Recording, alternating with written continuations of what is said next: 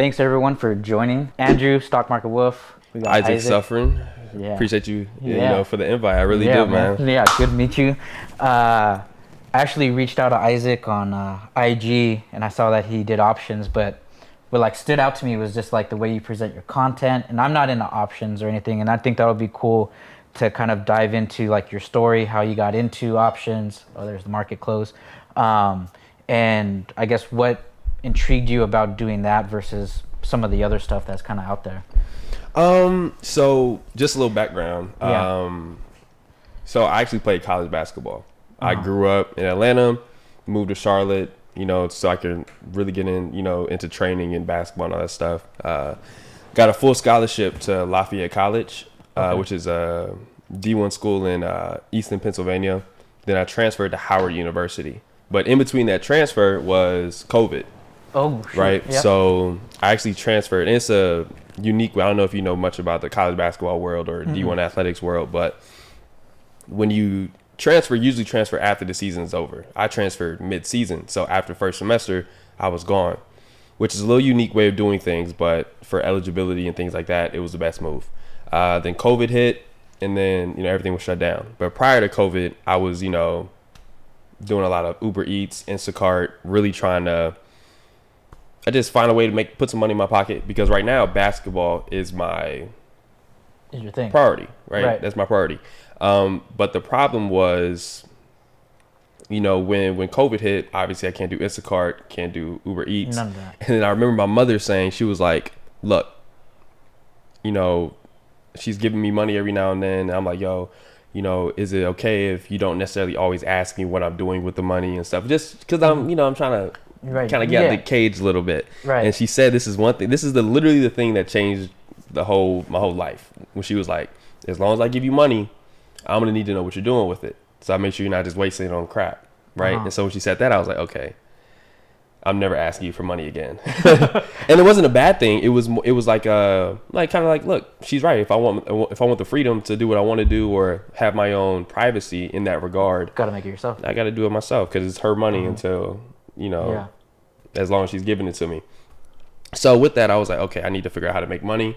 I actually started with online stores. I tried to get an online store going. Okay. So like a Shopify or like a Shopify, yeah. So first it was like I didn't know much about business, but I knew enough to understand that you gotta have a target audience. Okay. And so my thing was, okay, let me go ahead and choose a niche. So I was like, okay, I'm gonna create an anime store. The anime world is really big. Everybody, okay, I know like my older cousin, during his era, he used to get bullied for anime. Now it's like a worldwide popular thing. So I was like, okay, I'm going to appease that crowd. And so I was doing that. But the problem is you need money to make money, right? Yeah. So I had a $400 credit card. I completely maxed it out with no way to pay it back. Yeah, I made a little bit of money, but just enough to like barely break even. I was barely profitable, maybe like maybe $100. And that was it. Then I had to shut down the store because I was like, okay, this isn't I'm not gonna be able to maintain this, right? One big order and then I don't have enough money to even get the product, right? So I was like, okay, what's next? So what came next was Forex, right? My mother had sent me a news article, like, hey, have you ever heard of Forex? And I was like, nah, I never heard of it. But I wasn't really exposed to that world. Like, you always, at least in my mind, you had to work for money. Was she in that world? She wasn't. Oh, no. So she just saw an article. No, she saw an article, sent it to me.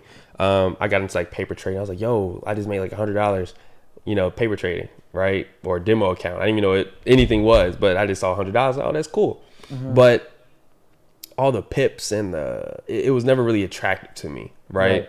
And then one day, I saw Acorns app advertisement, right? It said, yo, deposit $5, send it to a friend. From the check, Exactly. So I was like, I can use $5. I'm broke. So I can take whatever I can get. And so what happened was I ended up sending my friend the link. And when I sent my friend the link, he was like, oh, you're into investing? And I was like, no, I just wanted the $5. But, I'm open to it. I don't really know much about it. So what we did was I had like $175 at a time, or like barely, 160, 170, something like that.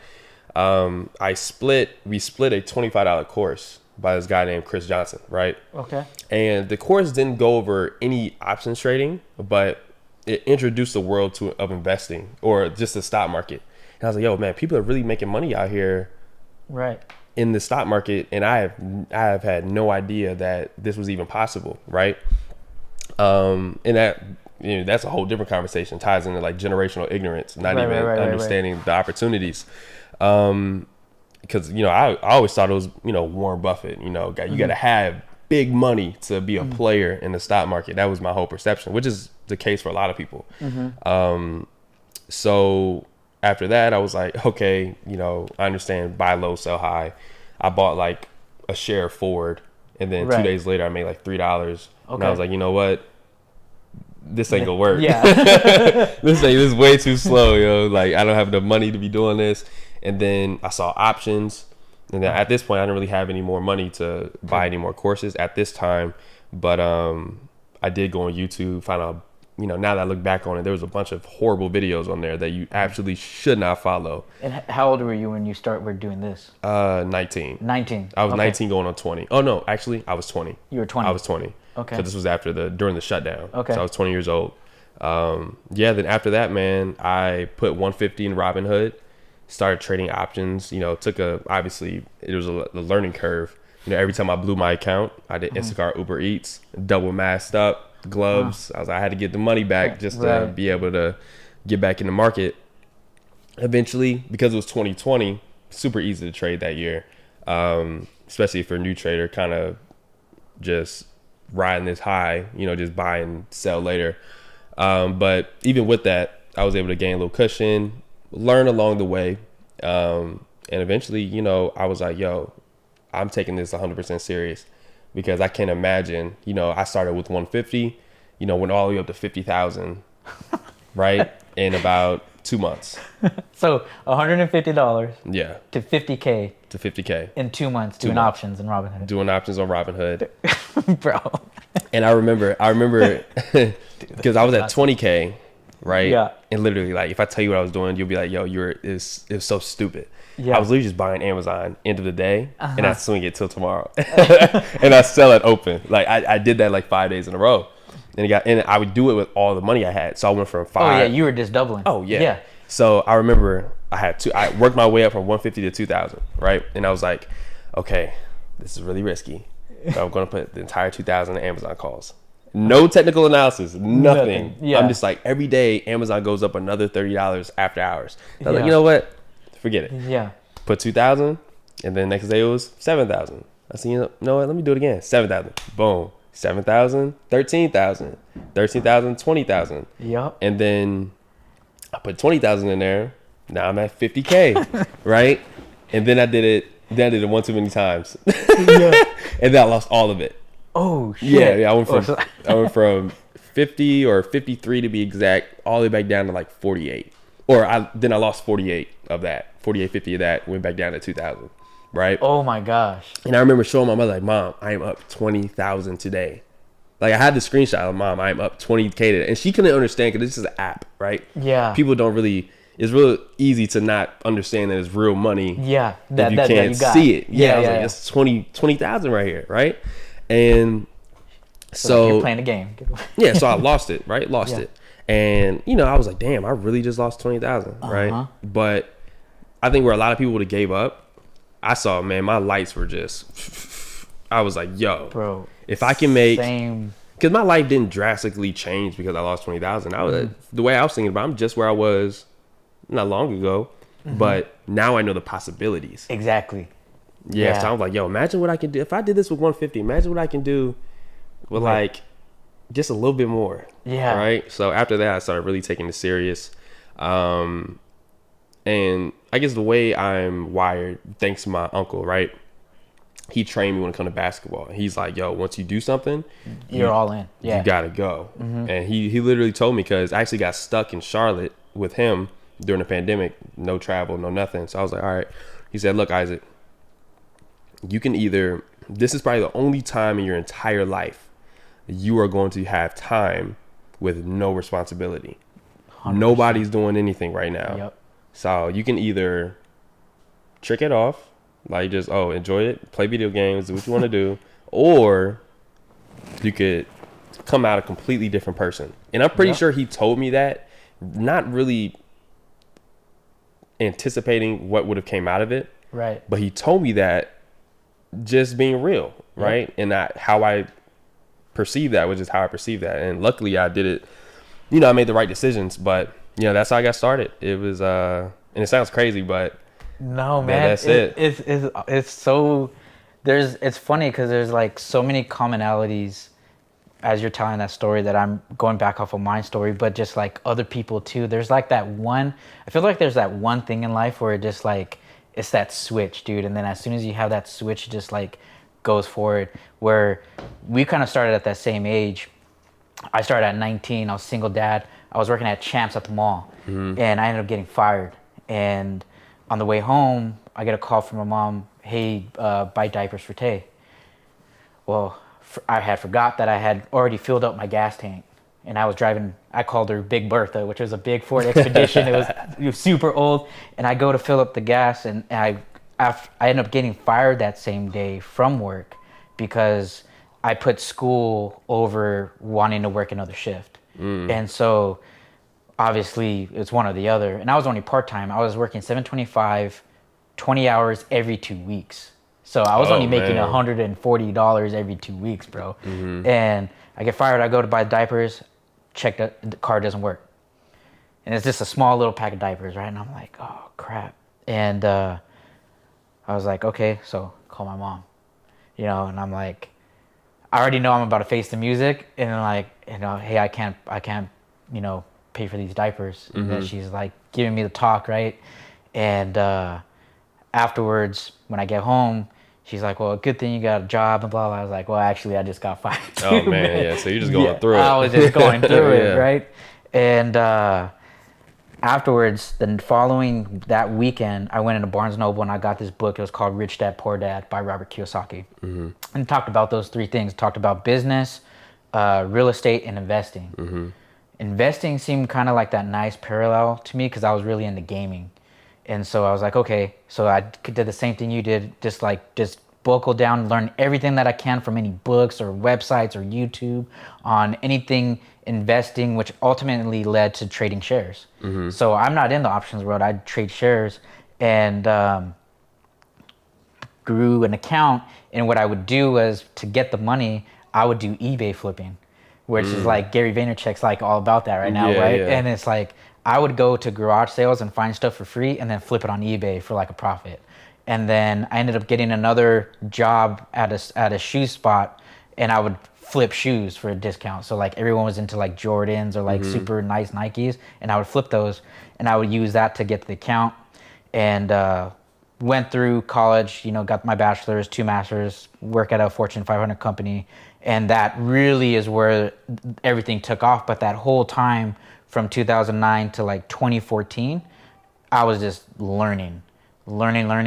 And I had tried day trading in that intermediate and lost it all. Yeah. And it's just like one of those things where it's like, you see that spark where it's like, people ask like, why did you keep going? It's like, I saw what the possibilities were. Oh yeah. Like, where else can you find something? And I haven't found it yet, aside from trading, where you can make 5,000, 10,000, 50,000, 100,000, not only within a month, but like a day sometimes, a minute sometimes, yeah. So yeah, it's crazy. It is absolutely crazy.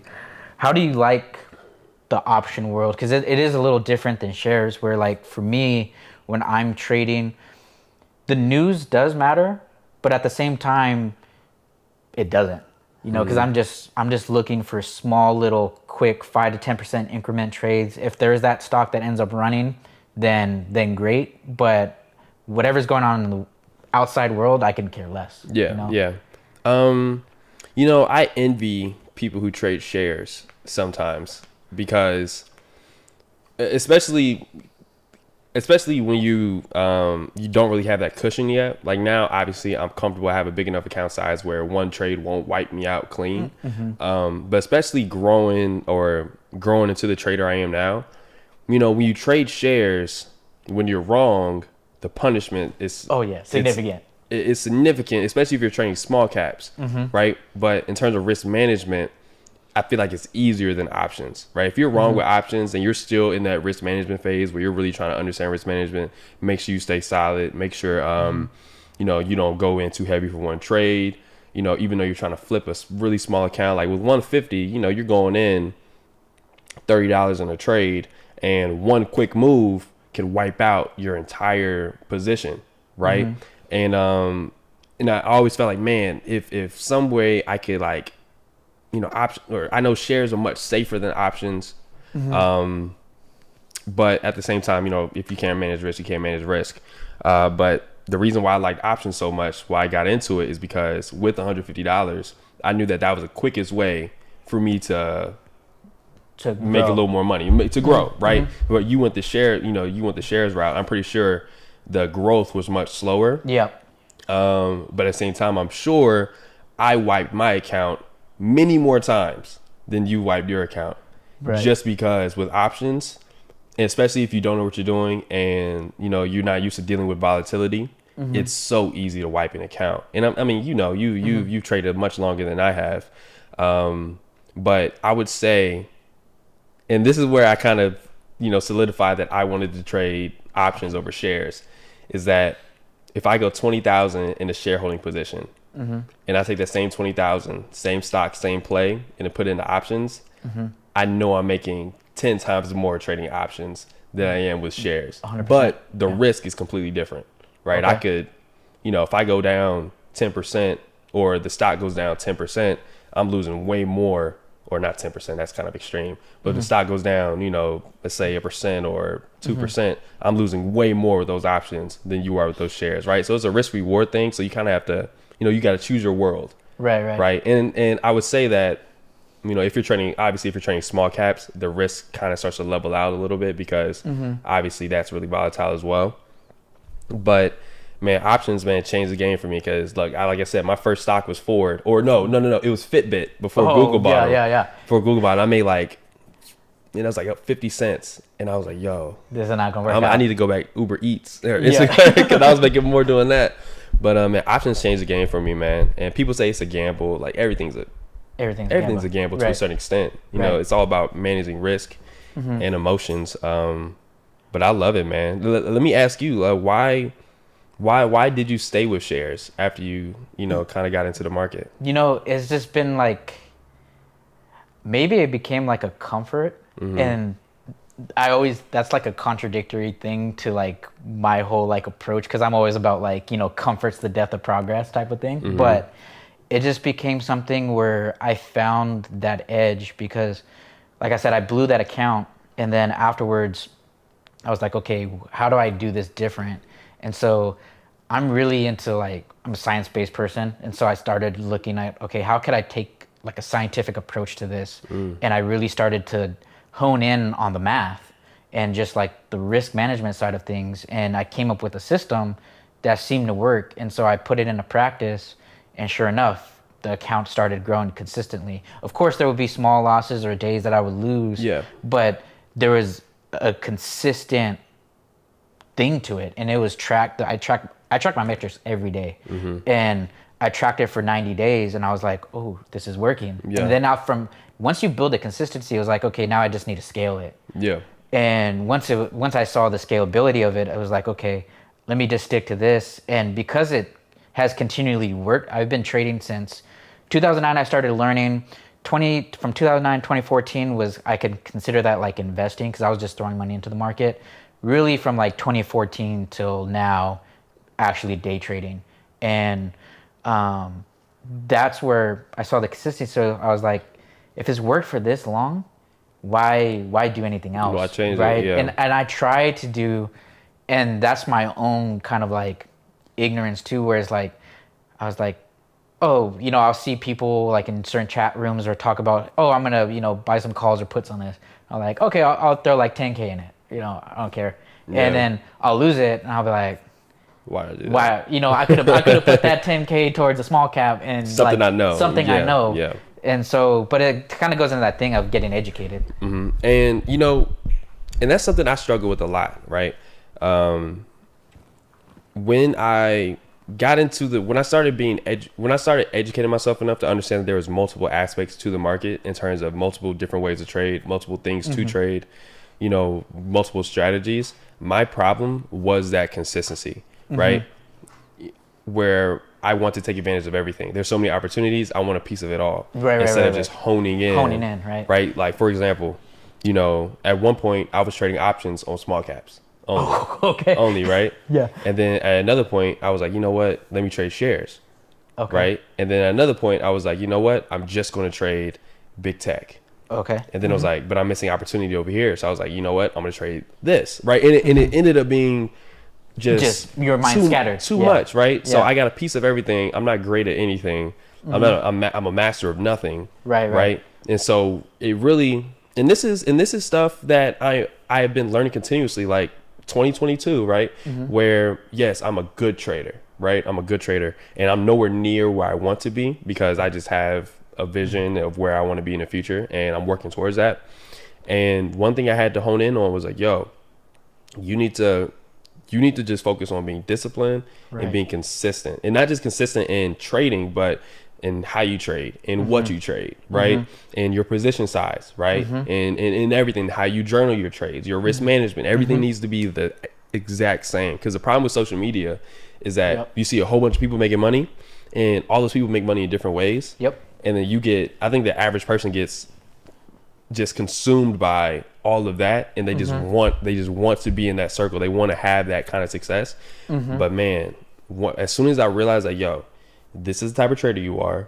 This is what you're going to stick with. You're not going to, I don't care what nobody else is doing. You need to be right here. You need to stay right there and then scale doing that. And if you need to make adjustments along the way, maybe you find something that's more efficient or whatever, then that's cool. But after that, like, yo, it like unfollow if you need to. Like, don't follow these people on social media if you feel yourself wanting to be like them in every aspect, and then it just becomes too much, right? So I'm with you. Like, that's probably one of the rare things that you need to stay comfortable right here, right? Because man, my sales all over the place. It was ridiculous. Yeah, just looking at everything, and it's so funny because like even people that are like first starting, we both teach people. You teach people options. I teach people like the small cap stuff, and they'll trade like 4 stocks in one day, and I'm like, well, why did you pick those stocks? What was your rationale as to why? And then they just get, like you said, just so scatterbrained where it's like, dude, if you just focused on the quality, the money will come. And it's something that I see really unique in yourself too, compared to like some of these other people that are just kind of starting out, where when you made that money and you lost it all, you were like, okay, I need to build consistency. Whereas there's a lot of people out there that will be like, I need to put more in to make the money back I just lost. And now they're just like revenge trading and gambling, and it's just like, by then you kind of lose it all. And some of the things that I tell people is like, yes, we day trade. You day trade options, I day trade the small caps, but it's a short-term thing, but we're doing it for the long term. Like, you're 22. Like, I'm 32. So imagine you doing the same thing you're doing now for 10 more years. I can't imagine. I can't freaking imagine. Or 20 years or 30 years. And that's the same thing I look back to, and I'm like, okay, I'm 32. I still have way more years ahead of me, where it's like, if you could just make consistently $100 a day for 252 trading days, that's 25K. If you could do that for 10 years, that's 250K. Like, Yeah.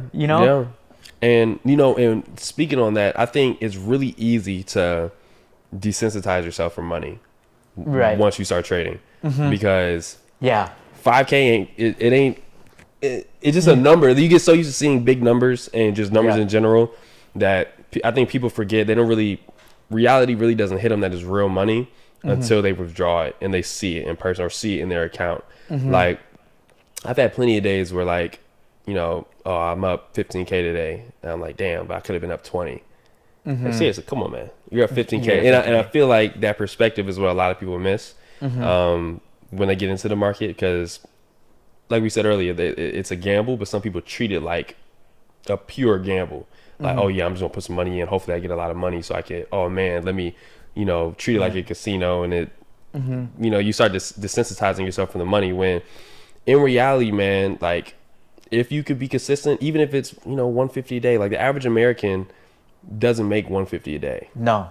Yeah. They don't make, and it seems crazy to think about, like, dude, we're talking about, you can make 150 in the market in like half a second. Right. But when you put it in perspective, a lot of people don't make 150. You know, most people aren't 6-figure earners, and that's just 200, you know, 200 a day, or right? Is it 200? Yeah. Right. Like it doesn't take that much. So I think, especially, when you said like revenge, like I wasn't focused on revenge trading or anything, because I was like, yo, if I can just build the skill and then just have the ability to make the money when I want to make the money. I tell people, look, you only got to learn once. Like once you learn, it's not like no matter what I do, no matter what I say or do to you, whatever, your skill set is not going to go away. Right. So literally you are your own forever. Yeah, exactly. And that's kind of leading segue into, you know, groups and stuff. And I think like the 2020 era was really great because it brought a community that wasn't there before, where now you see, like, you know, with the all those meme stocks like the GameStop and all that stuff that happened, it brought this surge of like all these teenagers to think like trading's popular, you know, and it was great.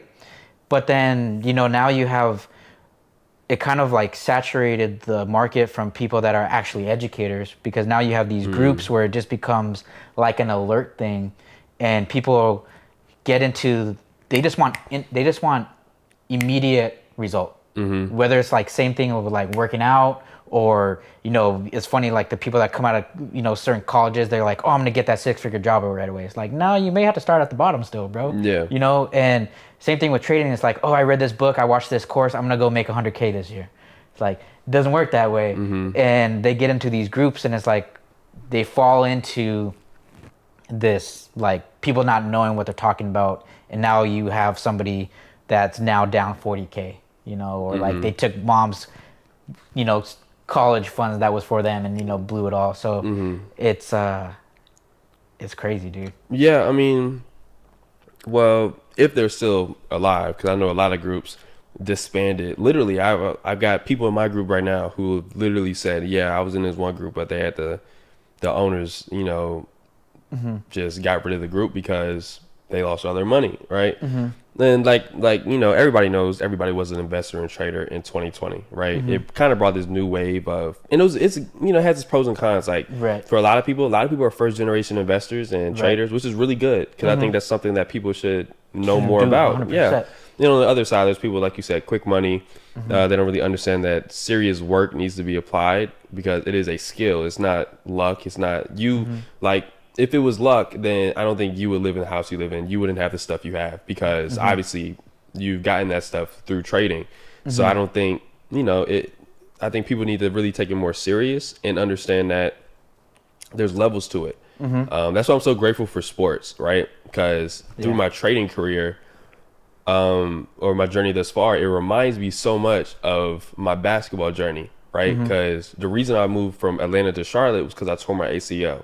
Okay. And my uncle, he was training me back up, you know, basketball wise. You're just getting back to where I was, and then improving, right? And then, but I remember those days, man. It was frustration, pure frustration, man. You know, my shots not falling, and this is like, I'm not talking about days. I'm talking about months of just like, man, I'm not confident. I'm not, you know, my knees banged up. I'm not where I want to be. You know, I'm thinking about all the goals I have, all the things I want in the future that aren't really, literally, I remember saying to myself, like, is it really possible? Like, am I really going to be able to play basketball at D1 level? Am I really going to be able to, you know, make a name for myself, you know, in the sport of basketball? Like, what is going to be left for me right now? Like, those are the things. Yeah, those are the things that are going through my head as I'm doing it. I'm working out. Like, man, is this even going to work? Right. Soon enough, you know, I was able to go to one of the best high school teams in the country. You know, go to a, you know, really good school, even though I transferred, both really good schools, play on a really high level, right? Meet amazing people, open up doors I never thought I'd open up. But the foundation of that was consistent work, right? Consistent work, and being able to really fight through that adversity. Even in school, you know, in, you know, college basketball practices are the hardest thing. It's the hardest thing ever, right? You won't believe what it takes to win a college basketball game. It is hard, right? It is nothing but elite, group of people, elite preparation. Yeah, and then so I take that same concept when it comes to trading. Times where I feel that self-doubt, where I'm like, man, am I really going to be that 7-8 figure portfolio guy? Like, is that really possible? Because one thing about me, man, I don't try to hide the growth, because I feel like I'll do myself a disservice if I do that. I don't want people to think I'm the best trader in the world. Now, I'm not trash, but I'm not like a Warren Buffett of trading, right? Right. But that's what I'm aspiring to be, right? I want to be on that level of eliteness, right? So one thing I learned to do was really enjoy the journey, right? Enjoy where I am right now, just like I enjoy where I was back then. And then when I look back on it, I'll be like, damn, look what I did. Yep. Right. Oh yeah, 100%. Look what I did. Yeah. And then it's literally like, man, it's really nice to look back on it. But I think everybody's so caught up in appearance right now. And you probably know that trading, the social media world, like I said on one of my other podcasts, traders are real stupid, man. You go on Twitter, everybody's arguing about who's right, who has the most money here, who has the most money there. Yeah, man, it's not even about that. It's not at all. It's not about that at all. It's just about, to me, it's just about incremental improvement daily. And I learned that we're both sports, but I played football. I went to St. Bonaventure, which was a really good high school at the time in terms of football. We won state championships. And that same mentality, just like you said, I put into everything in life, where it came to being a father as a teen dad, to now a husband and 3 kids, to, everything that I've done has been built off that foundation from the sports. But where was I going with this? I lost my track. Excuse me, what did you just last mention? We were talking about the journey. Yeah, the journey. So then that journey, right, of incremental improvement, there you go. When you look back, from 19 to now, I look back and I'm like, oh shoot, look at everything that has been done, right? The house, the family, the whatever. And what helped me, which I encourage a lot of other people to do, is write down your goals. Come up with like, okay, this is what I want in 5 years. This is what I need to do every year to get to that 5-year goal. And this is what I need to do monthly, weekly, and daily. Yeah, literally. Exactly. Yeah. Literally. And when I talk to these traders, I'm like, what's your goal in trading? And some of them don't have the right answer. And I'm like, what do you want? Do you just want, an engagement ring to get for your wife? Do you want a car? Do you want a house? What is your goal? And if that's your goal, you should write it down. And then you should be like, okay, this is what I need to do monthly, weekly, daily to obtain that. And you need to hold yourself accountable. And that's the other thing that I even talk with my own kids, is accountability.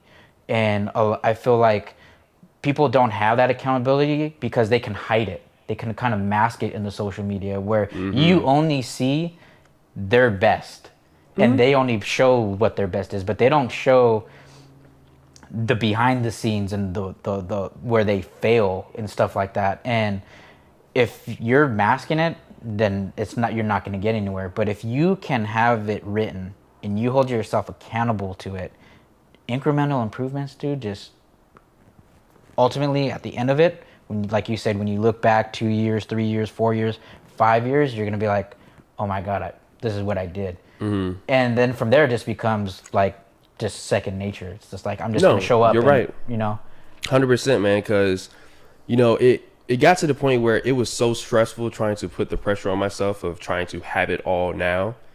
Like trying to fit into the perfect social media guy. And I was like, man, it's not even worth it, because, I don't know if you're religious at all, but I remember, I pray a lot, and I ask God why certain things happen. Like, oh my, why did I, I'm down another, I took another bad trade, or why, just, not, like you said, not taking accountability. But every time I have taken another 5 steps forward, I look back where I was 5 steps ago, and I'm like, man, if I had gotten what I wanted, then yeah. I wouldn't have handled it the right way. No, not at all. At all. So no, like, not at all. there's like a, and even in and now that I understand that, like, okay, look, I know now that I'm more mature now, I know I wasn't ready for what I wanted back then, and now that I have it now I find myself in I'm plateauing again. So there's something else. There's another level I need to break before I can get that next thing. So I need to identify what that is in order for me to get it.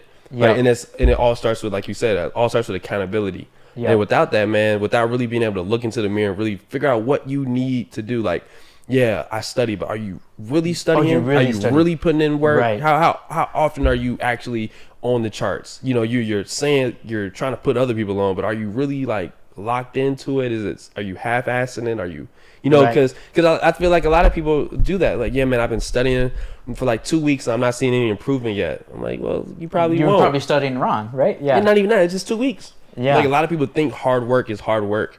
And, for me, and I don't know, let me ask you, like, for me, and my wife actually said this yesterday, which was, I didn't really realize it, but she was like, man, you're so isolated. Like, you don't really hang out. Because I told her I was coming here today. Okay. Right, just to let her know what I was doing. He said, oh, that's cool. Now that I think about it, you're always really isolated. You go to the office early in the morning. Okay. You don't get back until 8 or 9 p.m. Yeah. And like, it's just you in there. Mm-hmm. And I guess I didn't even realize either, because I don't really hang out. I hang out with her, right? But I don't really hang out. I don't really go out like that, because I'm focused right now on what you want, on what I want. Like, and once I get there, then I can hang out, right? Yeah. But I think there's a certain level of isolation that is almost is a necessity, in my opinion, if you want to reach a certain goal with something. I 100% agree with you, and being 10 years older than you is kind of funny, where it's like we're almost in that same spot where I can see what I was doing back then. You have to, man. And, when I was that teen dad, I lost a lot of friends, right? Because I couldn't go hang out, go to, just to get food, right? I had responsibilities. My days would consist of getting up, going to work, going to school, coming home, taking care of the baby, all this stuff.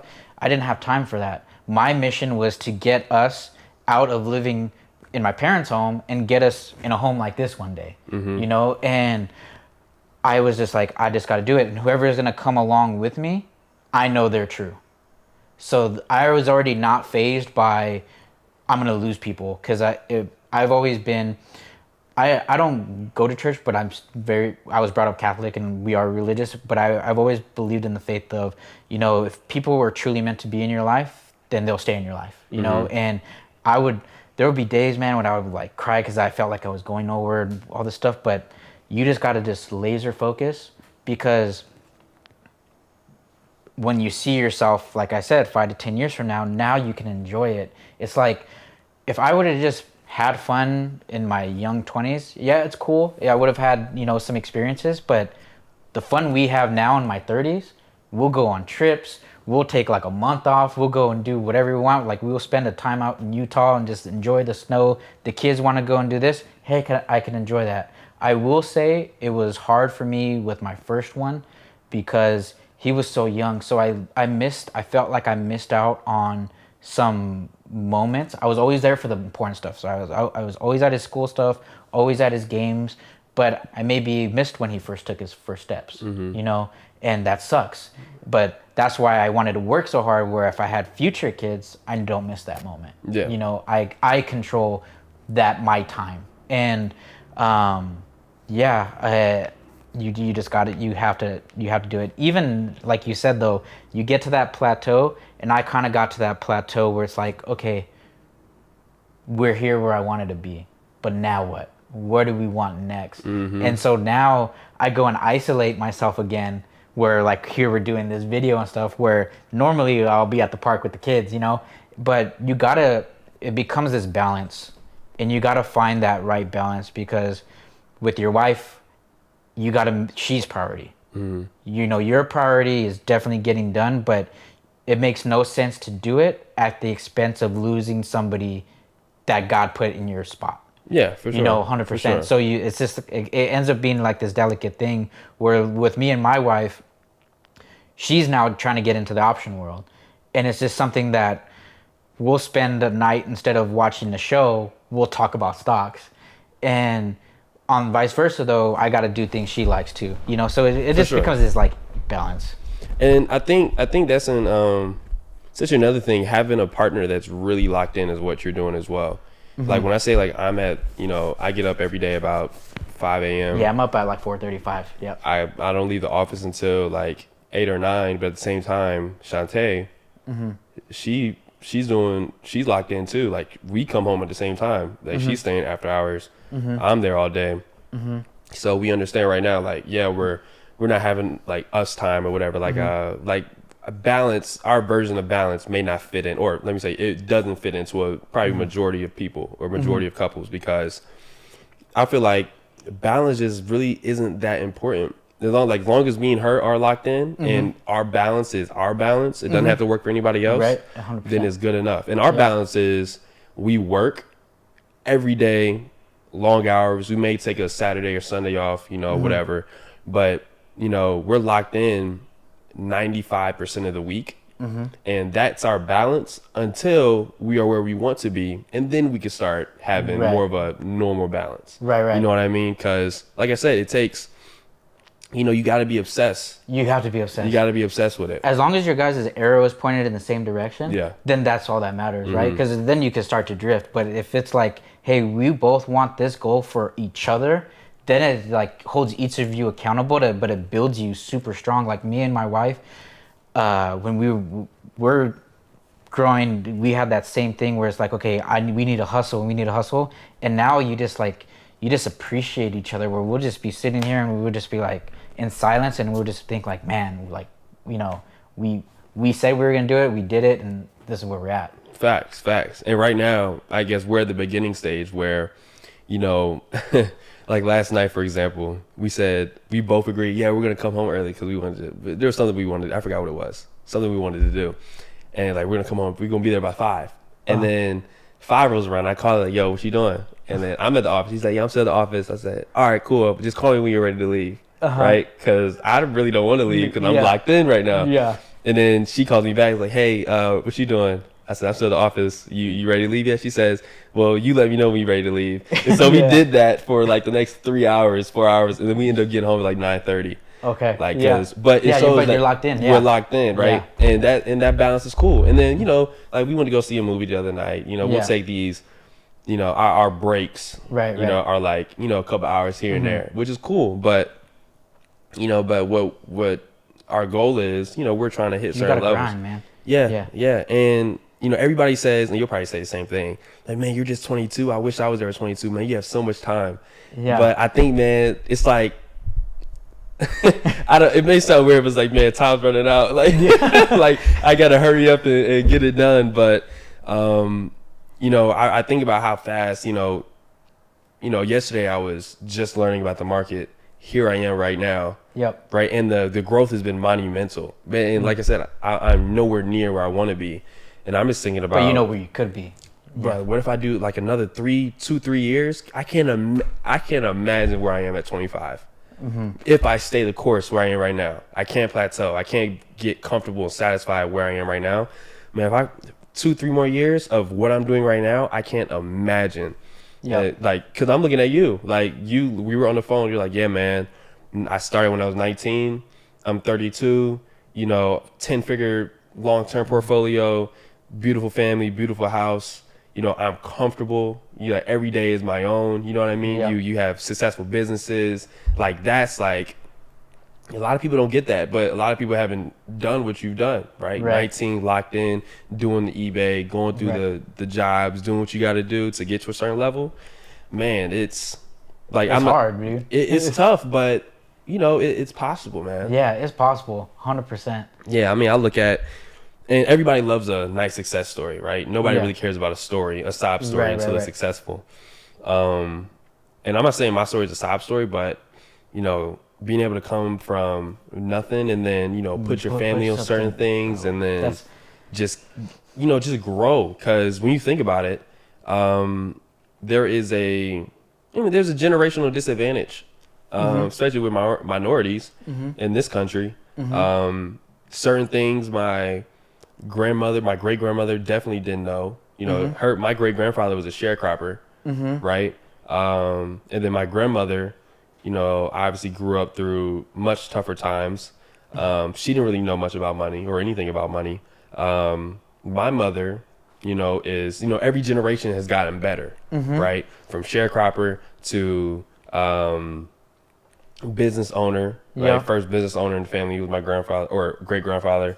And then you have my grandmother who, she has 6 children who have all done much better than she did when she grew up. And then now it's the next generation, right? Yep. Now myself, my cousins, we're all entrepreneurs. Now you got to do that next thing. Now we're doing the next step, right? That's the kind of stuff I'm thinking about. 100%. Right? It's not just about me. It's about, people who came before me as well. So even though, I want the Lambos, I want all that, but I'm trying to, the Suffer name needs some, bro, some 100%. You know what I mean, bro? 100%, man. You have a responsibility. It's about your name. Yeah. You have a huge responsibility. And my mother grew up single mother. It was me and her. So and even with that, she was a great mother. Absolutely great mother. Especially for our situation. And it's my job, just like it's all of my first cousins' jobs, to do better than our parents did. 100%. Not that we're better than them, but it's the way it should go. It's the way it should go. It should be that improvement. Yeah, like your children, like you start investing at 19, they're probably locked in. He's my 12-year-old. I have him already like dialed in, and that's what you want, and that's what I tell people too. It's like could be something. It's not just about you. It's like set your kids up, set them up, and it's that generational wealth concept, right? Where it's like not just leaving behind money, but leaving behind the skill set and the mindset to not. I'm the same way where my mom was a grocery checker, my dad did construction. They're not super business people, right? And I was the first to graduate from university. Wow. Okay. And then my siblings followed after, going to UCLA, and I went to Cal, which is a private school. But you want better for your kids and to set them up, because it's only going to get harder. It's not going to get easier. So like when you talk about people like back then, they're like, oh, I could just work my 9 to 5 and I had a house. Well, your house costs $100,000. Oh, bro. It's expensive to live now. Yeah, houses now are easy. Median here in California is like $600 for a box. For a box, for a box. For a 4x4. You're getting a box and a box for a yard. So it's like you have to do more than just your 9 to 5. You got to build a skill set to actually get to that point, and then once you get it, and once you're like, okay, I'm cool. And that's where I was like, okay, I'm cool, but no, I need to get my kids cool. I need to get them cool, and then their kids cool. So you won't see a Lambo on my driveway. You won't see a Rolex on my wrist. And not that I can't afford it. It's just that money that I can use towards it, I can put it towards something else that will make more. Just like when we bought this house, I was like, man, we need it, but with the money that I put here, 2 months afterwards, it would have made me $3 million. So if you get that investor mindset where it's like, I can do more with my money because I know my money is going to create time. And with my time, I can build and do a whole lot more with that, right? And it builds that freedom. And that's ultimately the goal. The goal is not money. The goal is the freedom. And that's what the freedom you want for your kids, where it's like, I'm teaching my son, and it's funny, we went and I have him doing detailing with me. Okay. I just got detailing stuff and I have him out there and I'm like, look, Tay, my son's name's Tay. I was like, you detail one car, that's $100. You do 3 cars in the week, that's $300 for the week. There's 52 weeks in a year, that's $15K. I said, how old are you? He said 12. I said, okay, do that by the time you're 18, how much money you're gonna have, right? It's over $75K. Tell me an 18-year-old that has $75K to just start with. None, right? But now, in addition to that, I'm teaching him how to use money to make more of it. I'm teaching him the market. I'm teaching him how to be smart with money. And I wish I would have learned that at 12. Could you imagine? Bro. Oh my gosh. Yeah, I'd be multi. Yeah. If I started at 12. I would have been hustling Gatorade or whatever at 12, man. But that goes to show that generational thing. There are people for years upon years who have passed on that knowledge. Oh yeah. Right? Yep. Like, think about, like, my mother is the smartest person I know, and she just didn't know about this not at all. stuff. Yeah, right? when I started to get into stocks, my mom was like, "Oh, it's gambling," because that's like the perception of like the people that don't know, right? It's like, "Oh, it's gambling." It's like, no, there's more to it. Yeah, man. It's like, I'm excited, man. I'm just like, man, could you imagine because I think about the next step, right? The next step in, just, I guess, the family tree. Just how every generation has done their part, right? My great grandfather had to be a tough guy, right? You talking about a sharecropper in the 1930s, right? We're 20s, like, it's rough, and then next generation got to be tough too. Next generation, all right, you ain't got to be as tough, but you still need to be tough. You still need to be, right? yeah, you can't let up. Next generation, all right, things are a little better now. Now you got to start being smart now, right? The world's changing. It's not just hard work makes the most money. Right? No. Smart work makes the most money, right? If that was the case, construction workers, people who work those real physical jobs, would be the richest people on the planet, right? You got to be smart with the money, right? Now it's my job to be like, okay, here are the things I've learned, right, based off the foundation my mother gave me.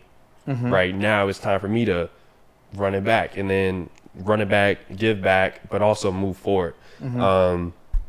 And then, like you said, you're teaching your son. Like, that's what I plan on doing with my future kids, right? Yeah. They're gonna be locked in to this stuff, because where I grew up, or how I grew up, it was either basketball, Right. some type of entertainer, Right. or I don't know, right? Like, that's just how you made money, right? Right.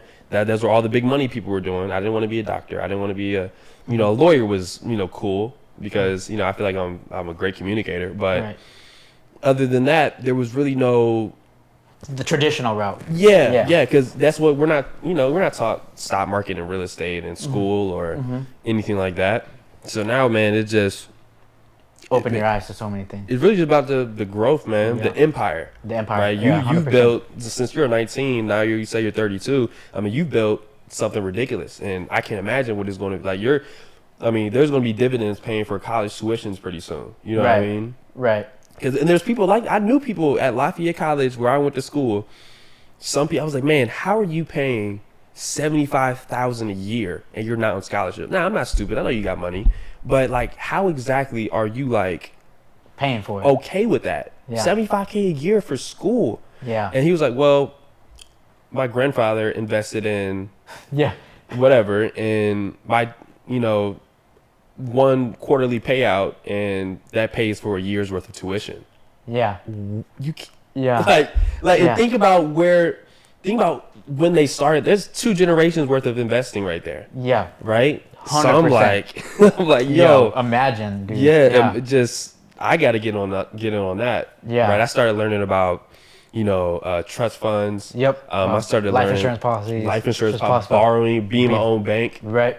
100%. Like, I got my long-term portfolio that I have. Like, if I ever, like, I'm never paying cash for anything again. Like, I don't want to have to go to the bank for anything. If I have to go to the bank for it, I can't afford it yet. Yeah. I want to go borrow against my own stuff, pay it back over time, and then use that to either for more investments, for, whatever it is that I want to get into, that right? cash flow. Build that cash flow, right? And it's like, man, I get so excited talking about it, because there's so many different outlets, man. So many different things. So many things that, just studying the rich, man. Studying the people who have done it. Yeah. And then just shoot, you ain't got to reinvent the wheel. No, you just got to hop on board. Yeah, that's what I tell people too. And where trading's just the small subset, the small little piece of the math. From trading, you have your long-term investing, you have your business, you have other things that you get into, whether it's real estate or you're investing in some other type of business, but all of that is now working collectively, and you're building multiple streams of income. And that's the goal. Where I ask people their goal and they're like, oh, I want to do this. And it's like, no, you want to build passive income. You want to get to that point where this money's coming passively, where you can go and be at the park and play with your kids, and you just made $5K by shooting a basketball because money was already fluctuating. Or you were at the movies with your kids and you made $10K by watching that movie, because during that time, money was coming in. And that's where you want to get. And that is building the generational wealth of leaving that behind and then teaching them how to maintain it. But yeah, I'm super excited. And that's kind of where I started teaching people to like show them like, hey, if I can do it coming from where we started and I could do it on my own and show you the growth, there's no reason why you can't do it. There's really no reason. And people are like, oh, I don't have the funds. Go and mow a lawn. Go and detail a car. Go get it. Yeah, go and get it, right? There's plenty of things that you can do. You just don't want to do it. No, there'll always be excuses. Plenty of excuses too. Yeah. And that's just the way it is. Yeah. And people say, well, like, but the funniest comment to me, oh yeah, I made this much. Yeah, but how much you put in? You already had that much money. Like, dude, you think I'm a trust fund baby? Like, like, bro, like I grew up single mother. Like I had to grind. Like, like that's where everything I have right now, and that's something I say with pride. I'm so glad I didn't get any handouts. My mother didn't just give me money. Yeah, because like, now you can respect it. Yeah, like this is what I did. Yes, she laid the foundation down in terms of making me, understand I had to work for things. But everything that I have right now is because I went and did it. I did it. Like, I canceled out all distractions. Like, PS5, PS4, sold them. I got too addicted, and I recognized that. I said, yeah, you got to go. Because where I could be focusing on my future, I could be doing something. I could, I'm on the game. Right. I got to get rid of it. If it's get rid of distractions. Any of that. And then it gets to a certain point where if you're locked in enough, you won't even want to do all that. You won't want to because you understand how precious time is. 100%. Oh, time is precious, man. If I could, because I think about it, I asked my friend one time, I said, you on the game every day, right? He said, yeah, I'm on the game every day. I said, how many hours do you think, you're on the game? After work, I maybe hop on for 4 or 5 hours. I said, so you've been doing that for the last year, 2 years. How many days, how many weeks do you think you've missed out on in your life? Yeah. Yeah, I'm like, dog, like, look, like I used to be on the game with you, right? But I got off the game for 2 years. I came back. Now I'm up. Right now I built something. 100%. But man, like time is precious. Dude, I go from the house to the office, maybe to the beach, back to the house. That's me. Like I'm very, because a lot of people my age, man, they just doing other stuff. They're just not on the same wavelength, and that's okay. There's not a problem with that. But it comes a time where it's like, whenever I meet the people who are supposed to be, how I'm supposed to interact with, they'll come. It ain't the first time I've had to isolate. When I was playing basketball, isolation. I can't hang out with you. I got to be in the gym. I got to do what I got to do. And then through that, there was other elite talent that I was able to kind of come into contact with. And then I built relationships with them. They were on the same wavelength. And it's the same thing. Because, man, it's like you said, man, I'm trying to. Time is precious, man. You're on your own wavelength, man. Yeah, gotta be. I mean, you have literally done exactly what I am in the process of doing. Yeah. Like where you started at 19, I started at 20. Yeah. So a year difference. Yeah. I'm 2 years in. Yep. 2.5 years in almost, and you're 12 years in. Yep. I mean, or 13 years in. I mean, you've done it. You've literally walked the path. So like, you probably know more about what I'm talking about more than I know, honestly. Right.